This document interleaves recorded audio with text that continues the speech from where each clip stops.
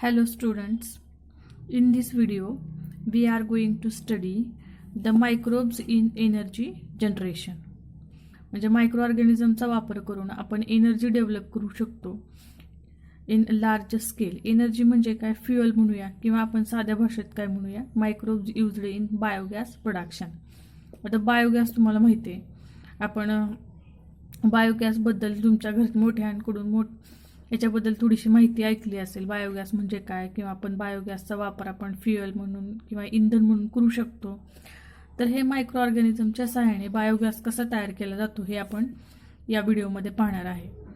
Many developing countries are encouraging for the installation of biogas plants to meet out the requirement of energy. Many developing countries, developing म्हणजे काय, म्हणजे आपल्या भारतासारखी countries ज्या आहेत, म्हणजे ज्या सध्या डेव्हलप होण्याच्या मार्गावरती आहेत, थोडीशी डेव्हलपमेंट झाली थोडीशी झालेली नाही, म्हणजे त्यांना आपण डेव्हलपिंग कंट्रीज असं म्हणतो. या डेव्हलपिंग कंट्रीमध्ये बायोगॅस प्लांट जे आहे ते खूप महत्त्वाचं आहे फॉर गेटिंग द एनर्जी, किंवा या बायोगॅस प्लांटच्या द्वारे आपण आपल्याला लागणारी जी काही एनर्जीची रिक्वायरमेंट आहे ती पूर्ण करू शकतो. Biogas is used as a domestic as well as industrial fuel. Biogas is used as a domestic म्हणजे आपण त्याला घरगुती असं म्हणतो. आपण आपल्या शेतामध्ये जरी बायोगॅसचं प्लांट उभारलं तर त्याच्यापासून आपल्या घरगुती जे काही लागणार गॅस वगैरे आहे त्याची रिक्वायरमेंट पुरी करू शकतो किंवा पूर्ण करू शकतो. ॲज वेल ॲज इंडस्ट्रीयल फ्युअल, किंवा आपण लार्ज स्केलमध्ये सुद्धा काय करू शकतो, बायोगॅस डेव्हलप करू शकतो. It is non-conventional and renewable source of energy and is obtained by microbial fermentation. Biogas जो आहे तो कसा आहे, नॉन कन्व्हेन्शनल आहे आणि रिन्युएबल म्हणजे परत आपल्याला निर्माण करता येतो. नॉन कन्व्हेन्शनल म्हणजे आपल्याला अपारंपरिक माहिती आहे, अपारंपरिक आहे आणि तो काय करता येतो, आपल्याला परत निर्माण करता येतो. त्याला काय म्हणायचं, non-conventional and renewable source of energy obtained by microbial fermentation. Microbial fermentation म्हणजे इथं बायोगॅस प्रोडक्शनसाठी मायक्रो ऑर्गॅनिझमचा यूज केला जातो. Biogas is the mixture of methane that is CH4 50 to 60%, CO2 30 to 40%, H2S hydrogen sulphide 0 to 3%, and other gases that is CO carbon monoxide, N2 nitrogen and hydrogen in traces form. म्हणजेच this is a chemical composition of biogas. हे खूप महत्त्वाचं आहे, हे लक्षात ठेवा. Very short answer क्वेश्चनसाठी येऊ शकतो. What is the chemical composition of biogas.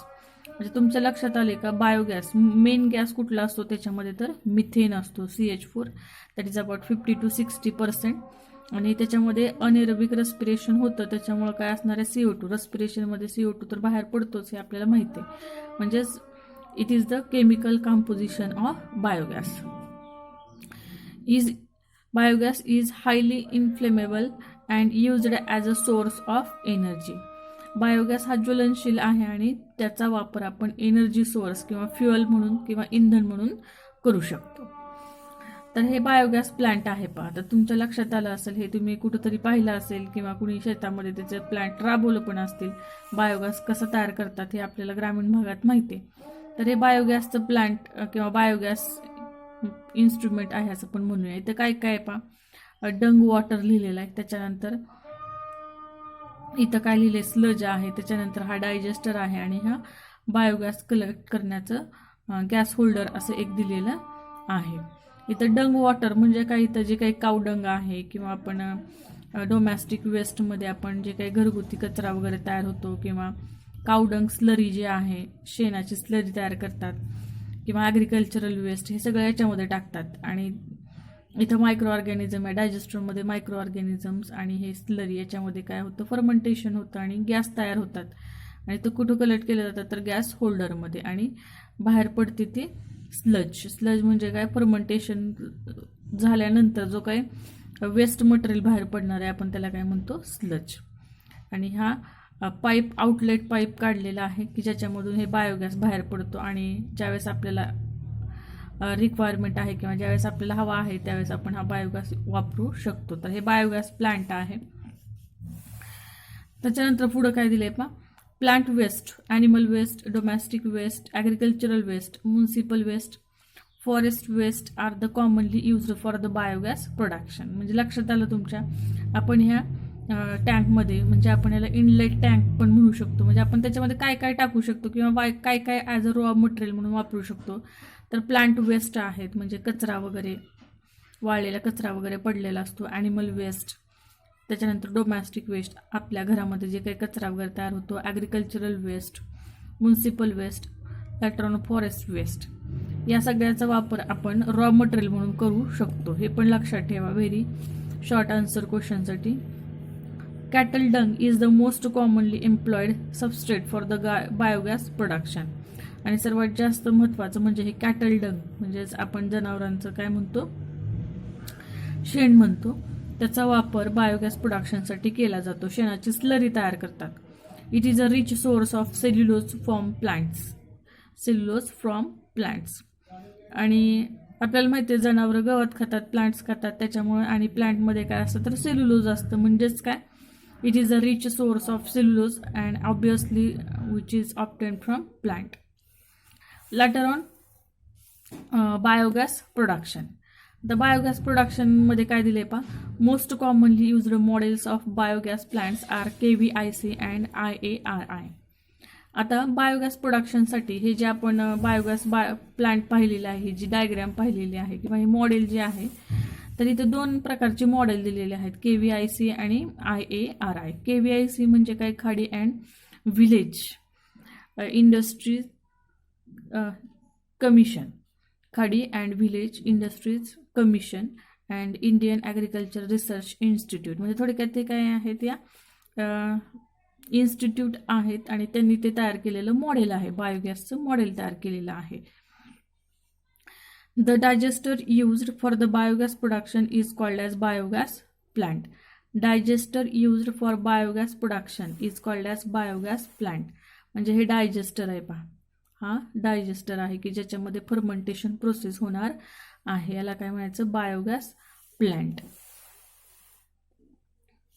A typical biogas plant using cattle dung as a raw material consists of digester and gas holder. तर बायोगॅस प्लांटमध्ये तुम्हाला दोन महत्त्वाच्या गोष्टी दिसतातच आहे. इथं काय काय आहे, डायजेस्टर आहे आणि हे गॅस होल्डर, म्हणजे इथं डायजेस्ट होऊन फर्मेंटेशन होऊन जो गॅस तयार होईल तो या गॅस होल्डरमध्ये काय होतं, जमा होतो. इथं लिहिले पहा, मिथेन, CH4 म्हणजे मिथेन आणि CO2 म्हणजे काय, कार्बन डायऑक्साईड, आणि ट्रेसेस इथं डॉट डॉट दाखवले, याचा अर्थ काय, other gases in trace form. Cow dung और cattle dung as a raw material consist of digester and gas holders. Digester is made up of concrete bricks and cement और steel. म्हणजे हे disaster जे आहे ते कशाचा बनलेला असतो, तर कॉन्क्रीट ब्रिक्सचा म्हणजे सिमेंटचा बनलेला असेल किंवा स्टीलचा असतो. It is cylindrical gas holder and gas tank above it to collect the gases. सांगितलं तुम्हाला, या डायजेस्टरवरती काय असतं, गॅस कलेक्ट करण्यासाठी गॅस कलेक्टर असणार आहे किंवा gas holder. Digester has side opening और charge pit into which raw material as a cow dung is fed. The digester is partly buried in soil. एका बाजूला काय आहे, या डायजेस्टरच्या इथं काय रॉ मटेरियल टाकण्यासाठी काय डंग वॉटर इथं लिहिलेलं आहे किंवा आपण याला इनलेट टँक पण म्हणू शकतो. आणि दुसऱ्या बाजूला काय आउटलेट टँक असते की ज्याच्यामध्ये फर्मेंटेशन झाल्यानंतर जे काही शिल्लक राहिलेलं मटेरियल आहे ते याच्यामध्ये कलेक्ट केलं जातं. The digester is partly buried in soil. Partly buried in soil म्हणजे काय, तो जो डायजेस्टर आहे तो थोड्याशा प्रमाणामध्ये जमिनीमध्ये गाडलेला असतो. Anaerobic digestion involves in 3 process. म्हणजेच काय, बायोगॅस प्रोडक्शनच्या ह्या 3 स्टेप्स आहेत. कुठल्या आहेत पहा, हायड्रोलिसिस ऑर सोल्युबलायझेशन, त्याच्यानंतर ॲसिडोजेनेसिस आणि थर्ड वन मिथेनोजेनेसिस. आता कुठल्या प्रोसेस आहेत किंवा काय काय आहेत पहा ह्याच्यामध्ये. हायड्रोलिसिस ऑर सोल्युबलायझेशन म्हणजे काय, in initial stage raw material that is cattle dung is mixed with water in equal proportion to make slurry which is then fed into the digester. आता हे तुम्हाला समजतं लगेचच. हायड्रोलिसिस म्हणजे काय, ॲडिशन ऑफ वॉटर किंवा सोल्युबलायझेशन म्हणजे थोडक्यात पातळ करणे. तर याच्यामध्ये काय केलं जातं, जे रॉ मटेरियल आहे जनरली कॅटल डंग म्हणजे आपण शेण म्हणतो, त्याच्यामध्ये काय केलं जातं, पाणी ओतलं जातं इन इक्वल अमाऊंट, म्हणजे थोडक्यात ते शेणाची स्लरी तयार करतात and then feed into the digester म्हणजे इनलेट टँकमध्ये ओततात.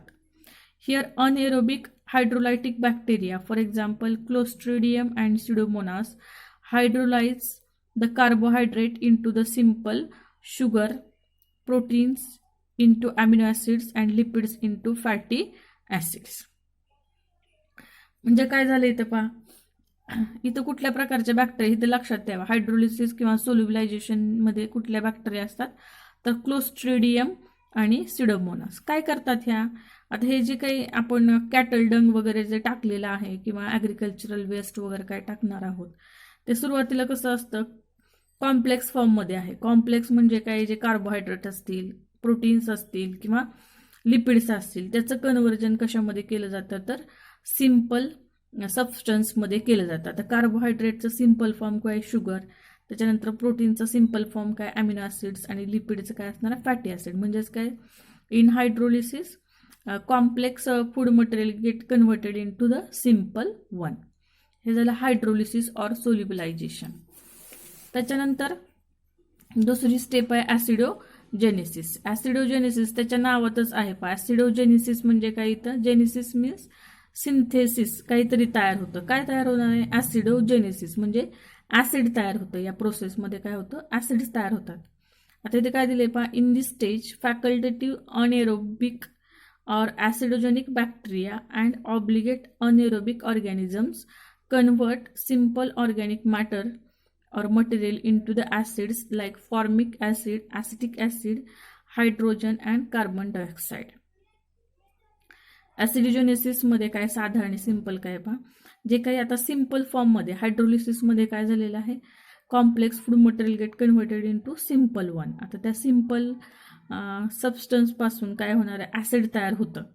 तिथे काय काय वापरले, अनएरोबिक बॅक्टेरिया किंवा facultative anaerobic acidogenic bacteria. Facultative means these organism can synthesise the ATP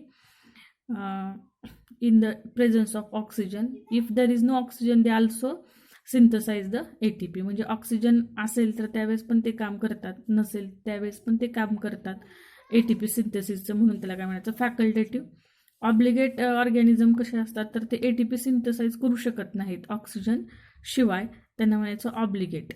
ॲसिडोजेनिक bacteria and obligate anaerobic organisms convert the simple organic material into the acids like formic acid, acetic acid, H2 and CO2. This is nothing but acidogenesis.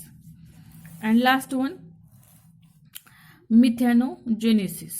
मिथॅनोजेनेसिस म्हणजे काय, इथं methane तयार होणार आहे, म्हणून त्या स्टेपला नाव काय दिलं, methanogenesis. It is a last step in which anaerobic methanogenic bacteria, हे खूप महत्त्वाचं आहे पहा, लक्षात ठेवा, which methanogenic bacteria used in the biogas plant और बायोगॅस सिंथेसिस. हे एका मार्काला विचारलं जाऊ शकतं, हे लक्षात ठेवा. मिथॅनोजेनिक बॅक्टेरिया कुठल्या आहेत, तर methanogenic bacteria like Methanobacterium and Methanococcus. Methanogenic bacteria like Methanobacterium and Methanococcus convert the acetate H2 and CO2 into the methane, CO2 and H2 and other products. इथे लक्षात घ्या, वरती स्टेप कुठली होती, ॲसिडोजेनेसिस. ॲसिडोजेनेसिस म्हणजे काय होतं, ॲसिड तयार केलं. कुठलं तयार केलं, तर ॲसिटिक ॲसिड किंवा आपण फॉर्मिक ॲसिड असं म्हणतो. आता त्याच्यावरती प्रक्रिया होणार आहे आणि काय तयार होतं, मिथेन. म्हणजे ॲसिटिक ॲसिडवरती प्रक्रिया होणार आहे H2 आणि CO2 वरती, आणि काय तयार होतं, मिथेन, CO2 आणि H2 अँड अदर प्रोडक्ट्स. इथं दिलेलं आहे पहा, acetic acid get converted into methane and CO2, formic acid get converted into methane, CO2 and H2O, आणि CO2 plus H2 gives rise to methane and H2O. आता ह्या reactions आहेत तो तुम्ही बॅलन्स करून शिकू शकता केमिस्ट्रीमध्ये. फक्त याच्यामध्ये काय लक्षात ठेवा, मिथॅनोजेनेसिसमध्ये काय लक्षात ठेवा, मिथॅनोजेनिक बॅक्टेरिया तिथं काय करतात, मिथेन तयार करतात. एवढं जरी याच्यामध्ये लिहिलं तरी पुरेसं आहे. दोन मिथॅनोजेनिक बॅक्टेरियाची नावं लक्षात ठेवा, Methanobacterium and Methanococcus. And last one, it is very important, benefits or significance of biogas. हे खूप महत्त्वाचं आहे. याच्यावरती शॉर्ट नोट विचारली जाऊ शकते. काय 5 significance or benefits of biogas.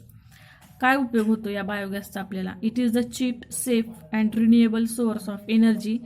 It can be easily generated, stored and transported. Cheap म्हणजे स्वस्त आहे, सुरक्षित पण आहे आणि पुन्हा निर्माण करता येतं आपल्याला बायोगॅस.